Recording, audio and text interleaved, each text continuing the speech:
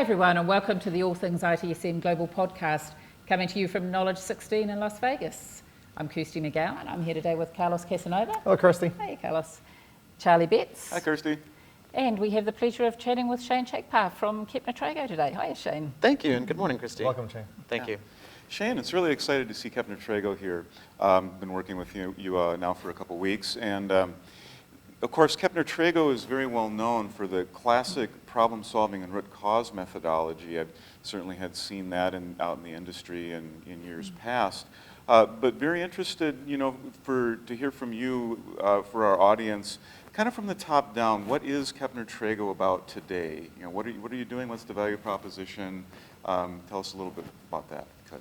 Well, we're really trying to improve the customer experience in the service operations space. And the way that we're using our tools to do that is really helping an organization respect its people and respect their time. Mm-hmm. And that's very serious and important in today's day and age, where subject matter experts are becoming increasingly more utilized. Frontline engineers are escalating faster and more often, and as equipment becomes more complex, it becomes difficult to train frontline on how to solve problems.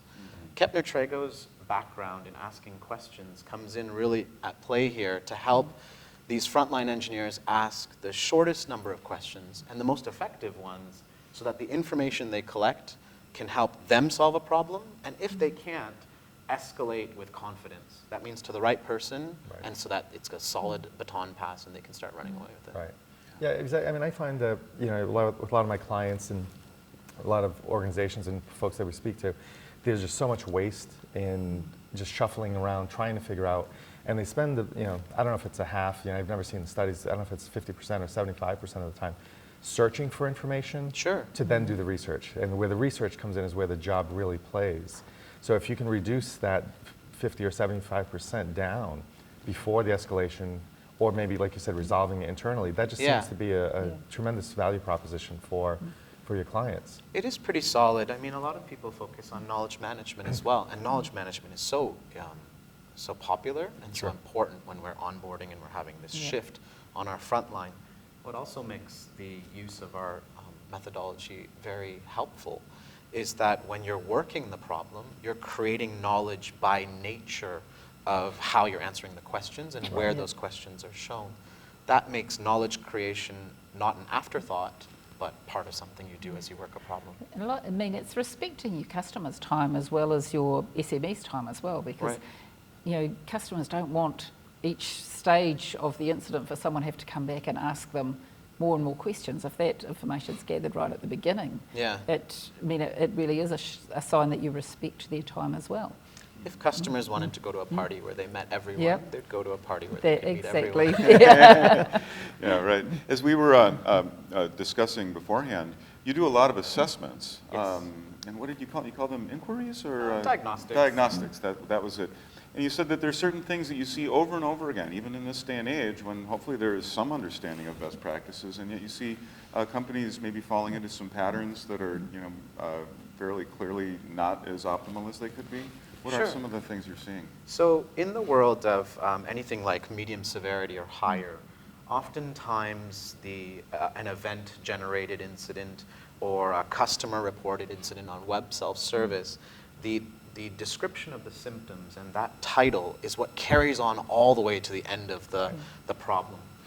And this is one of the easy areas where sometimes I go into an organization and I suggest that perhaps if we had those symptoms laid out in what we'd consider a problem statement, something clear like an object and a deviation, this could really make some pretty big gains for the teams that work on the problem, as their brains will sort of auto-complete a little bit of their knowledge and experience for them and allow them to be ready to solve a problem as they go.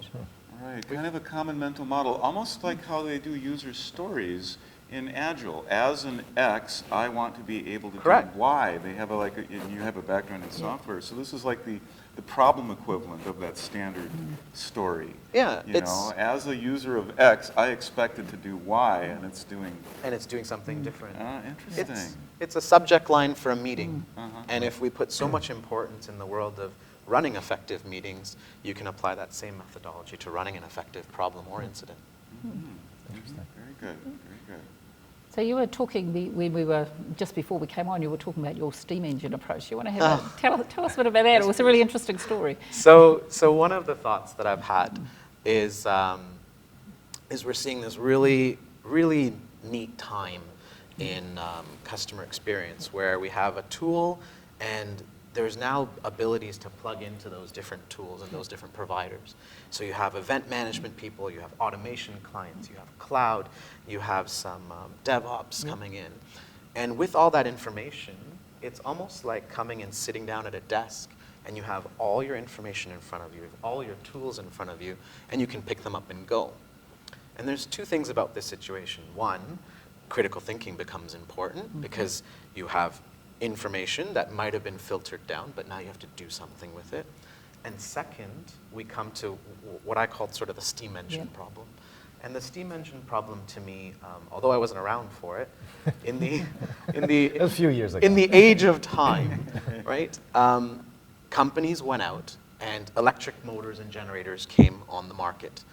And these companies and plants that had steam engines replaced them right away with promises of high efficiency, which is what we see in the market today with a lot of vendors, many of them great vendors.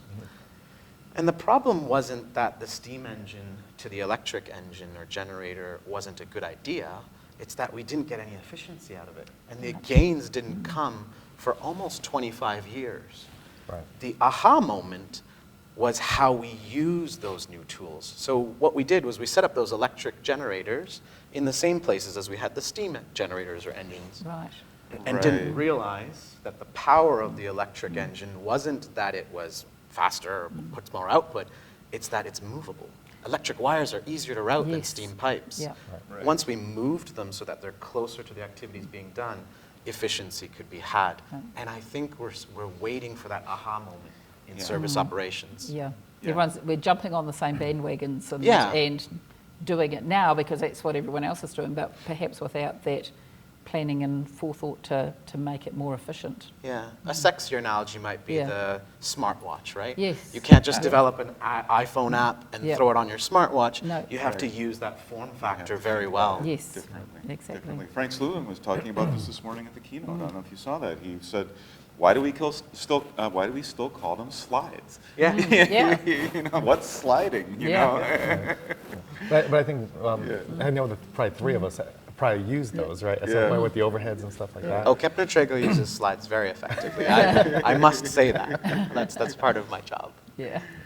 But yeah, that's an interesting thing. I mean, it seems to like just come back to what is the end result you're really trying to achieve versus looking at sort of the element piece. And we're going to make the element very efficient, but yet everything around it can't utilize it. You know, and when you're talking about the steam engine, I'm thinking about in the Northeast, where I live, when they started upgrading all of the train for the Acela, through Amtrak. Oh, right, yes. Yeah. They put all the new train engines in, the new cars and everything. However, up and down the northern corridor, a lot of the train tracks were not upgraded. Right. They couldn't upgrade them for whatever reason, financial or rules and regulations. So the Acela drops to 40, 50 miles an hour during those sections again. So you've got this great train that could easily increase efficiency. Sure.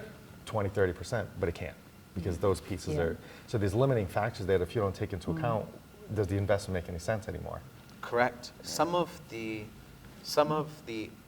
I still think that it's worth that investment Yes. because knowing your bottlenecks gives you the ability to understand like your known unknowns. Right. It's your unknown unknowns that come and catch you.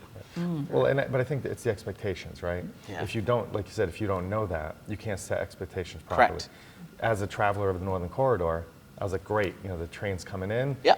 I'm going to be down to 2.5 hours And then between Boston. you're upset after, And or now I'm saddened. upset. Had I known, look, it was still better than flying into LaGuardia Yeah. and taking the train in. I don't know, or the cabin. I don't know which one was safer. But yeah, if you knew that it was going to be that way, that's fine. And that's what I always talk to people about. It's like just set the right expectations. Good, bad, or indifferent. It almost doesn't matter as long as I know to prepare myself for that expectation. And I think that's what it sounded like you were saying is. It's not there, sometimes, the efficiencies, everybody starts getting all hyped up about it, and they don't get that, and that's where you're disappointed. Right. We talked earlier about, like what are some of the trends that I might see at some of the clients I end up doing diagnostics with. And the big one that I like to comment on is the customer experience. So if your customer is expecting a flawless delivery of services, and some that call their telco, they know they're not going to get it. Yeah. You could advise that telco to say, well, you solve your incidents, the network's up all the time, or as much as it can be. You get to root cause, but then what happened to the follow-through, the sort of continuous improvement piece to adjust that expectation from the customer? And some of those are silent expectations that we really need to start talking about. Yeah, absolutely, absolutely.